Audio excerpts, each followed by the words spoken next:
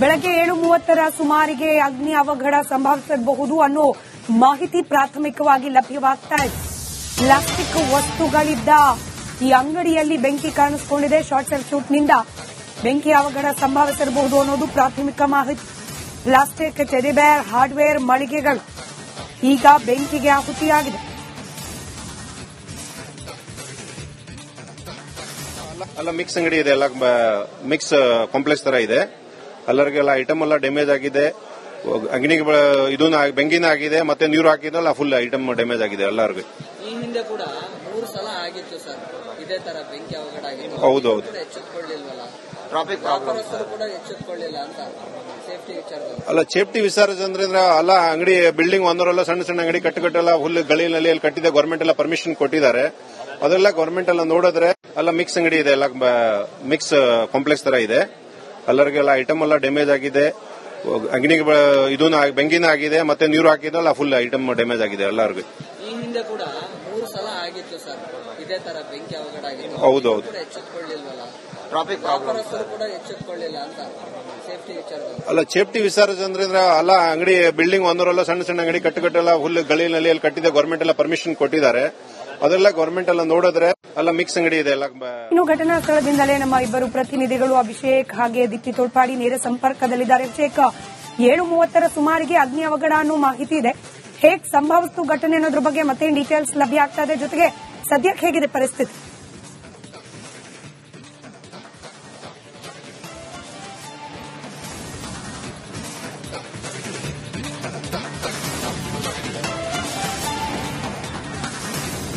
Short circuit ನಿಂದಾಗಿ ಈ ರೀತಿಯಾದಂತಹ ಒಂದು ಬೆಂಕಿ ಅವಘಡ ನಡೆದಿದೆ ಅಂತ ಹೇಳಿ ಬೇಸಿಕ್ ಇನ್ವೆಸ್ಟಿಗೇಷನ್ ಗೊತ್ತಾಗ್ತಾ ಇದೆ. ಆದ್ರೆ ಎಕ್ಸಾಕ್ಟ್ ಆಗಿ ಮುಂದಿನ ಹಂತದ ಒಂದು ತನಿಖೆಯಲ್ಲಿ ಗೊತ್ತಾಗಬೇಕಾಗಿದೆ. ಈಗ ನೀವು ದೃಶ್ಯಗಳನ್ನು ನೋಡ್ತಾ ಇರಬಹುದು ಯಾವ ಮಟ್ಟಕ್ಕೆ ಬೆಂಕಿ ಆವರಿಸಿಕೊಂಡಿದೆ ಅಂತ ಹೇಳಿ. ಅಂದ್ರೆ ಬ್ಲಾಕ್ ಸ್ಮೋಕ್ ಬರ್ತಾ ಇದೆ ಅಂತ ಹೇಳಿದ್ರೆ ಇಲ್ಲಿ ಒಳಗಡೆ ಪ್ಲಾಸ್ಟಿಕ್ ನಿಂದ ಕೂಡಿರುವಂತಹ ಗೋಡನ್ ಆಗಿದೆ. ಅಂದ್ರೆ ಫ್ಯಾನ್ಸಿ ಸ್ಟೋರ್ ಅಂತ ಹೇಳಿದ್ರೆ ಸಂಪೂರ್ಣವಾಗಿ ಪ್ಲಾಸ್ಟಿಕ್ ವಸ್ತುಗಳೇ ಇರುತ್ತೆ.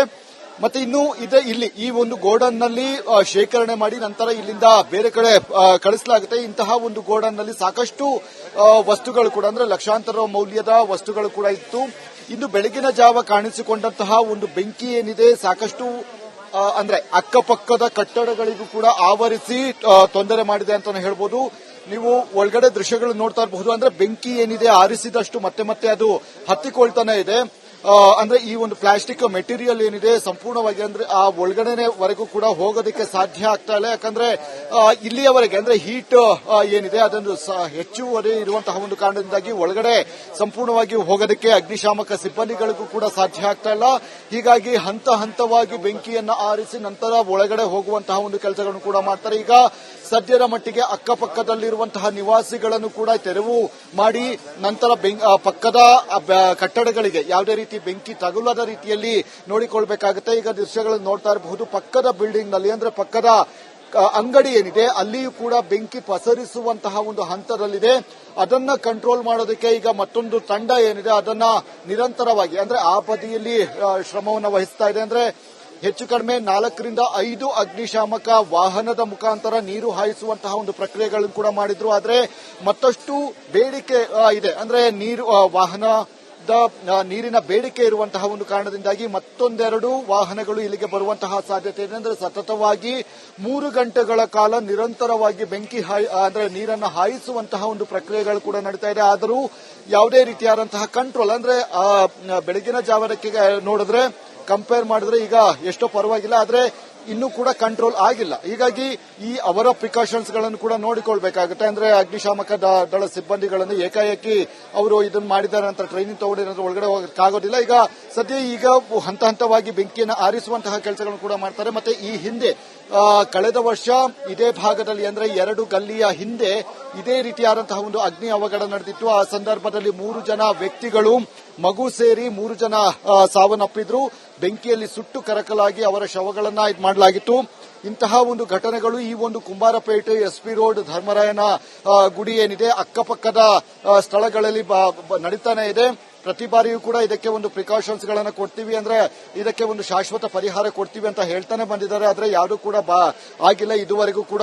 ಇದು ಇದೇ ರೀತಿಯಾದಂತಹ ಒಂದು ಕೇರ್ಲೆಸ್ ಮಾಡ್ತಾ ಹೋದ್ರೆ ಮುಂದಿನ ದಿನಗಳಲ್ಲಿ ಇದೇ ರೀತಿಯಾದಂತಹ ಅವಘಡಗಳು ಮತ್ತೆ ಮತ್ತೆ ನಡೆಯುವಂತಹ ಸಾಧ್ಯತೆ ಇದೆ. ಕಟ್ಟಡದ ಮಾಲೀಕರಿಗೆ ಒಂದು ನೋಟಿಸ್ ಅನ್ನ ಕೊಡಬೇಕು ಅಂತ ಹೇಳಿ ಈ ಹಿಂದೆ ಹೇಳ್ತಾ ಇದ್ರು. ಮತ್ತೆ ಫೈರ್ಗೆ ಬೇಕಾದಂತಹ ಏನು ಪ್ರಿಕಾಷನ್ಸ್ ಗಳಿದೆ, ಇಲ್ಲಿ ಒಂದು ಬರುವಂತಹ ಒಂದು ಅಗ್ನಿಶಾಮಕ ವಾಹನ ಬರೋದಕ್ಕೆ ಕೂಡ ಜಾಗ ಇಲ್ಲ. ಈಗ ಇಂತಹ ಒಂದು ಪರಿಸ್ಥಿತಿಯಲ್ಲಿ ಈ ಒಂದು ಕುಂಬಾರಪೇಟೆ ಏನಿದೆ ಇದು ಇದೆ ಅಂತಾನೆ ಹೇಳ್ಬೋದಾಗಿದೆ. ಮತ್ತು ಸಾಕಷ್ಟು ಜನನಿಬಿಡ ಪ್ರದೇಶಗಳು ಕೂಡ ಇರುವಂತಹ ಒಂದು ಕಾರಣದಿಂದಾಗಿ ಇಲ್ಲಿ ಅಷ್ಟು ಸುಲಭವಾಗಿ ವಾಹನಗಳ ಪ್ರವೇಶ ಕೂಡ ಆಗೋದಿಲ್ಲ. ಒಂದು ರೋಡು ಅಗಲ ಇದ್ರೆ ಮತ್ತೊಂದು ರೋಡ್ಗಳು ತುಂಬಾ ತೀರಾ ಸಣ್ಣದು ಎನ್ನಿಸುವಂತ ಅಷ್ಟರ ಮಟ್ಟಿಗೆ ಇರುತ್ತೆ. ಹೀಗಾಗಿ ಈ ಜಾಗದಲ್ಲಿ ಏನಾದರೂ ಅಗ್ನಿ ಅವಘಡಗಳು ನಡೆದಂತಹ ಸಂದರ್ಭದಲ್ಲಿ ಸಹಜವಾಗಿಯೇ ವಾಹನ ಬರೋದಕ್ಕಿಂತ ಅಂದ್ರೆ ಬರುವ ಹೊತ್ತಿನಲ್ಲಿಯೇ 3% ಕಟ್ಟಡಗಳು ಮತ್ತೆ ಒಳಗಡೆ ಇರುವಂತಹ ಎಲ್ಲಾ ಐಟಮ್ಸ್ಗಳು ಎಲ್ಲವೂ ಕೂಡ ಸುಟ್ಟು ಹೋಗಿರುತ್ತೆ. ಈ ರೀತಿಯಾದಂತಹ ಕಂಜೆಸ್ಟೆಡ್ ಜಾಗದಲ್ಲಿ ಈ ರೀತಿಯಾದಂತಹ ಕಟ್ಟಡಗಳನ್ನ ಕಟ್ಟಿರುವಂತದ್ದು. ಹೀಗಾಗಿ ಇದಕ್ಕೆ ಶಾಶ್ವತ ಪರಿಹಾರ ಬೇಕು. ಬೇರೆ ಏನಾದ್ರೂ ಅಂದ್ರೆ ಎಕ್ಸ್ಟ್ರಾ ರೋಡ್ಗಳನ್ನ ಸೃಷ್ಟಿ ಮಾಡುವಂತದ್ದು, ಅಗ್ನಿಶಾಮಕ ವಾಹನಗಳು, ಆಂಬ್ಯುಲೆನ್ಸ್ ಬರುವ ರೀತಿಯಲ್ಲಿ ರೋಡ್ಗಳನ್ನ ಇದು ಮಾಡುವಂತದ್ದು, ಕೆಲವೊಂದು ಕಟ್ಟಡಗಳನ್ನ ಹೊಡೆದು ಹಾಕುವ ಅನಧಿಕೃತ ಕಟ್ಟಡಗಳನ್ನು ಒಡೆದು ಹಾಕುವಂತಹ ಮುಖಾಂತರ ಸಂಪರ್ಕದಲ್ಲಿರಿ ಅಭಿಷೇಕ್. ನಮ್ಮ ಪ್ರತಿನಿಧಿ ದೀಪ್ತಿ ತೋಳ್ಪಾಡಿ ಕೂಡ ನೇರ ಸಂಪರ್ಕದಲ್ಲಿದ್ದಾರೆ ಸ್ಥಳದಿಂದ. ದೀಪ್ತಿ, ಹೇಳಿ ಕೇಳಿ ಕಂಜೆಸ್ಟೆಡ್ ಏರಿಯಾ, ಹೀಗಾಗಿ ಅಗ್ನಿಶಾಮಕ ದಳದವರು ಬರ್ಲಿಕ್ಕೂ ಕಷ್ಟ, ಹಾಗೆ ಅಕ್ಕಪಕ್ಕದವರನ್ನ ಸ್ಥಳಾಂತರ ಮಾಡ್ಲಿಕ್ಕೂ ಕಷ್ಟ. ಸದ್ಯಕ್ಕೆ ಇದನ್ನು ಹೇಗೆ ನಿಭಾಯಿಸಲಾಗ್ತಾ ಇದೆ ಪರಿಸ್ಥಿತಿಯನ್ನ ಅಂತ?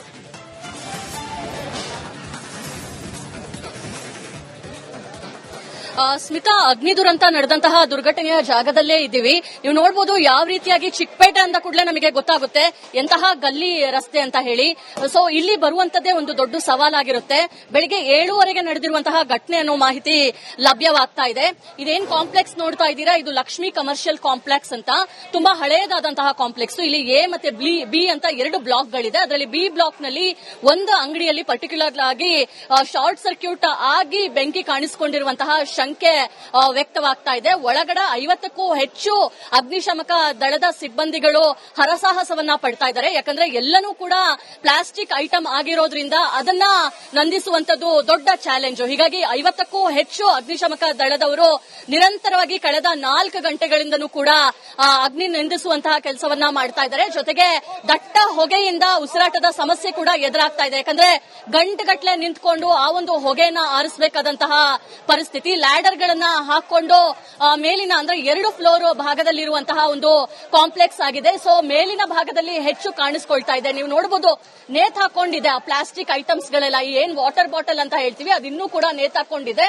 ಸೊ ಒಳಗಿರುವಂತದ್ದು ಎಲ್ಲ ಕೂಡ ಸುಟ್ಟು ಕರಕಲಾಗಿರುವಂತದ್ದು. ಅಂದ್ರೆ ಮುಖ್ಯವಾಗಿ ಇಲ್ಲಿ ಪ್ಲಾಸ್ಟಿಕ್ ಐಟಮ್ಗಳು, ಹಾರ್ಡ್ವೇರ್ ಐಟಮ್ಗಳು, ಮಹಿಳೆಯರು ಬಳಸುವಂತಹ ಕಾಸ್ಮೆಟಿಕ್ ಐಟಮ್ಸ್ಗಳು, ಟೆಡ್ಡಿ ಬೇರ್ ಅಂತಹ ಗೊಂಬೆಗಳ ಒಂದು ಮಳಿಗೆಗಳು 40ಕ್ಕೂ ಹೆಚ್ಚು ಮಳಿಗೆಗಳಿರುವಂತದ್ದು ಕೂಡ ಗೊತ್ತಾಗ್ತಾ ಇದೆ.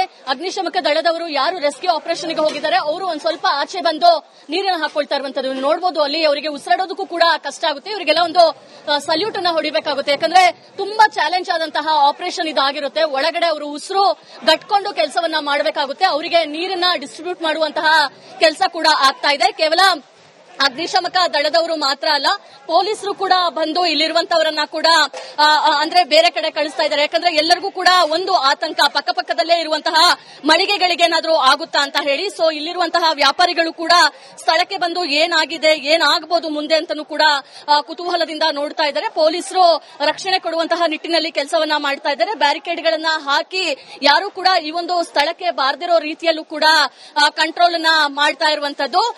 ಅಂದ್ರೆ ಪಕ್ಕದಲ್ಲೇ ಇರುವಂತಹ ಒಂದು ಬಿಲ್ಡಿಂಗಿಗೆ ಮತ್ತೊಂದು ಬಿಲ್ಡಿಂಗಿಗೆ ಹತ್ಕೊಂಡ್ರೆ ಏನ್ ಮಾಡಬಹುದು, ಇದು ಇನ್ನೂ ಕೂಡ ವ್ಯಾಪಿಸುವಂತಹ ಆತಂಕ ಇರುತ್ತೆ. ಹೀಗಾಗಿ ಆ ರೀತಿಯಾಗಿ ಮುಂಜಾಗ್ರತಾ ಕ್ರಮವಾಗಿ 50ಕ್ಕೂ ಹೆಚ್ಚು ಪೊಲೀಸರು ಇಲ್ಲಿ ಭದ್ರತೆಯನ್ನ ಕೂಡ ಕಲ್ಪಿಸ್ತಾ ಇರುವಂತದ್ದು. ಈ ಒಂದು ಏರಿಯಾಗೆ ತುಂಬಾ ಕಂಜೆಸ್ಟೆಡ್ ಆಗಿರೋದ್ರಿಂದ ಬರುವಂತಹ ಅಗ್ನಿಶಾಮಕ ದಳದ ವಾಹನಗಳಿಗೂ ಕೂಡ ಕಷ್ಟ ಆಯಿತು. ಆದ್ರೆ ಒಂದ್ ರೀತಿಯಲ್ಲಿ ಬಂದು ಅದನ್ನ ನಂದಿಸುವಂತಹ ಕೆಲಸವನ್ನ ಮಾಡ್ತಾ ಇದ್ದಾರೆ. ಪ್ರಾಬ್ಲಿ ಇನ್ನೊಂದು 3-4 ಗಂಟೆಗಳ ಕಾಲ ಈ ಆಪರೇಷನ್ ಬೇಕಾಗಬಹುದು. ಸ್ಮಿತಾ, ಧನ್ಯವಾದ ದೀಪ್ತಿ ಮಾಹಿತಿಗಾಗಿ.